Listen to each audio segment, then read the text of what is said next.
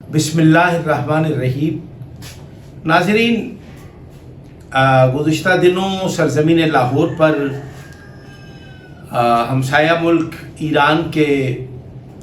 Supreme leader آیت اللہ خامنائی شہید کی مظلومانہ شہادت پر تعزیتی ریفرنس اور مجلس ترحیم کا انعقاد کیا گیا، جو عروۃ الوثقیٰ لاہور میں ہوا، پھر جامعۃ المنصر لاہور میں ہوا، اور پھر جو 40 سالوں سے ملت شیعہ خیر البریہ اثنا عشریہ کی منتشر اور متفرق قیادت، یعنی کہ جو گروہ در گروہ تقسیم لوگ تھے، وہ سب ایک جگہ پر اکٹھے دیکھے گئے۔ مثلاً عروۃ الوثقیٰ لاہور میں جب مجلس ترحیم کا انعقاد ہوا تو حوزہ علمیہ جامعۃ المنصر لاہور کے آیت اللہ حافظ سید ریاض حسین نجفی، شیعہ علماء کونسل کے لوگ، امین شہیدی صاحب مجلس امت واحدہ کے حوالے سے،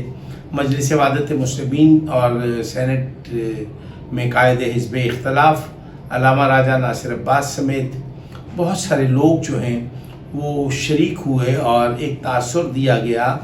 کہ قومی وحدت جو ہے وہ ہمسایہ ملک ایران کے آیت اللہ خامنائی کی جو شہادت ہے وہ قوم کو متحد اور منظم کر گئی، اور پھر قومی وحدت، قومی اتحاد کی ضرورت پر زور دیا گیا۔ اسی طرح جب 4 دن بعد یا 1 ہفتے کے بعد جامعۃ المنصر ماڈل ٹاؤن لاہور میں جو ایک تعزیتی ریفرنس ہوا، اس میں تمام لوگ شریک ہوئے۔ اس میں قائد ملت علامہ سید ساجد علی نقوی سمیت سب لوگ شریک ہوئے، جس میں مولوی جواد نقوی بھی شریک ہوئے، علامہ راجہ ناصر عباس سمیت دیگر تمام قسم کے لوگ جو ہیں وہ شریک ہوئے، اور وہاں پر بھی قومی وحدت کی بات کی گئی، اور یہ کہا گیا کہ قوم متحد اور منظم ہو چکی ہے۔ تو ہم ملت شیعہ خیر البریہ اثنا عشریہ پاکستان کے ایک ادنا قومی کارکن ہیں، اور ہمارا تعارف اور ہمارا حوالہ یہی ہے کہ ہم فکر حسین سے پیوستہ لوگ ہیں۔ ہم ذکر حسین کو فکر حسین کے بغیر ادھورا اور نامکمل سمجھتے ہیں۔ ہم وہ کارکنان ہیں اور اس دور کے بڑے لوگوں سے تربیت یافتہ ہیں جو لوگ قومی وقار کی علامت سمجھے جاتے تھے، اور میں یہ سمجھتا ہوں کہ آج جو لوگ ایک اپنے آپ کو بڑی پہاڑ کا آمد شخصیات سمجھتے ہیں، ان کو شاید ان شخصیات کے ساتھ ملنا بھی میسر نہ رہا ہو۔ مثلاً خطیب آل محمد علامہ سید اظہر حسن زیدی، تحریک نفاذ فقہ جعفریہ کے علامہ مفتی جعفر حسین صاحب جب قائد تھے تو اس وقت جو تحریک نفاذ فقہ جعفریہ کے سیکریٹری جنرل تھے، ان کا نام تھا سید اختر حسین شائق امبالوی علی مقامہ۔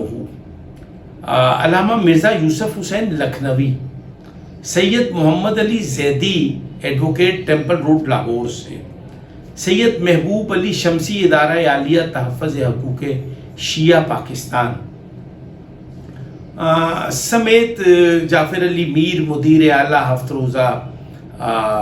ندائے شیعہ لاہور، جناب خواجہ اجمل حیدر صاحب، چیف ایڈیٹر ماہنامہ آواز دوست، جناب علی محمد خواجہ علی مقامہ معروف ماتمی اور سابق مشیر وزیر اعظم پاکستان میاں محمد نواز شریف کے وہ مشیر رہے 2 مرتبہ۔ اس کے بعد جناب مجاہد ملت الحاج حیدر علی مرزا علی مقامہ، آپ بھی وزیر اعظم اسلامی جمہوریہ پاکستان کے مذہبی امور کے مشیر رہے۔ میں یہ سمجھتا ہوں کہ اس کے علاوہ بے پناہ لوگ ہیں، وہ ممبر سے وابستہ وہ لوگ، مولانا خادم حسین وزیر آبادی، مبلغ اعظم مولانا اسماعیل مرحوم، میں وہ لوگ جو مولانا ابرار حسین شیرازی،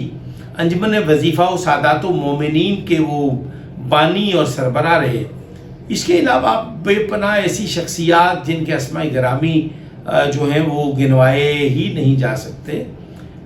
ان لوگوں نے نوجوان نسل کی، کارکنان کی تربیت اس انداز سے کی کہ آج بھی ان کا پیغام اور ان کی تربیت کے جو نقوش ہیں وہ ہمارے حافظوں میں محفوظ ہیں۔ ہماری یہ خواہش ہے کہ جو ہمارے اجداد نے، ہمارے اسلاف نے، ہمارے مشاہیر نے جس سلیقے کے ساتھ ہماری فکری تربیت کی ہے، ہم وہی اسلوب جو ہے وہ اپنی آئندہ نسلوں میں منتقل کریں کہ فکر حسین کو اس طرح سے اپنے رگ و پیپ میں طاری کریں کہ جب ذکر حسین کے حوالے سے منعقدہ مجلس، محفل، میلاد اور جلسہ جلوس میں جب ہم شرکت کریں تو ہم امام حسین علیہ السلام کے طرفدار نظر آئیں، ہم لشکر یزید کے سپاہی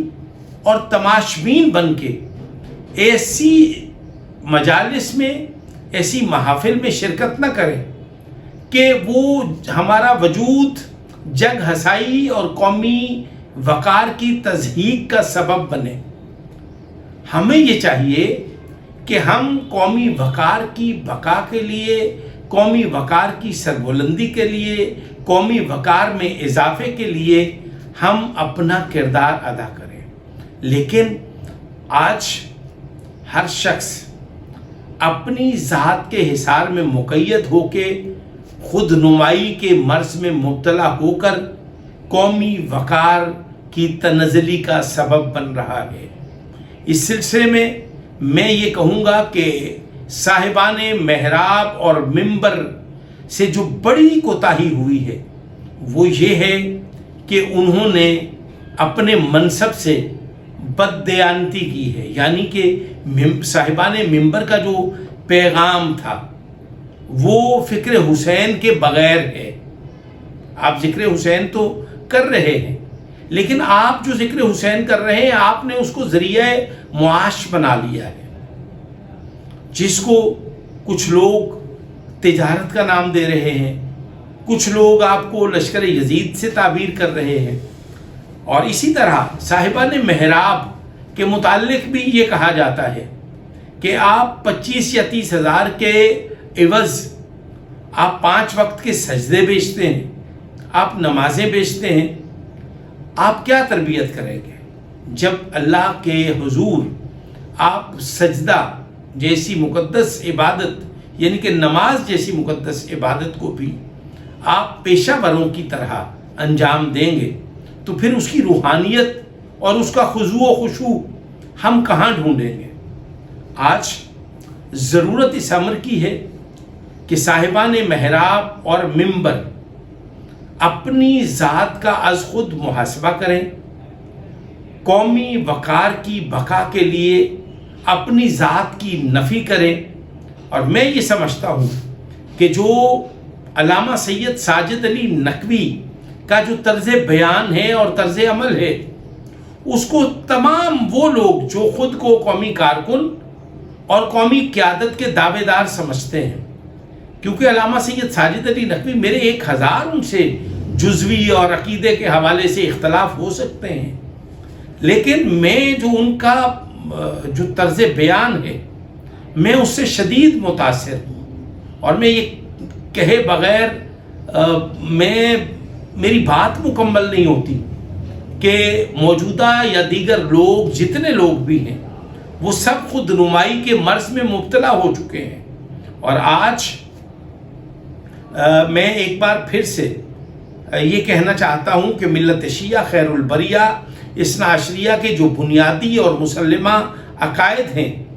وہ غدیر کے میدان میں جو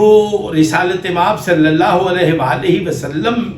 نے جو اعلان فرمایا، اعلان ولایت،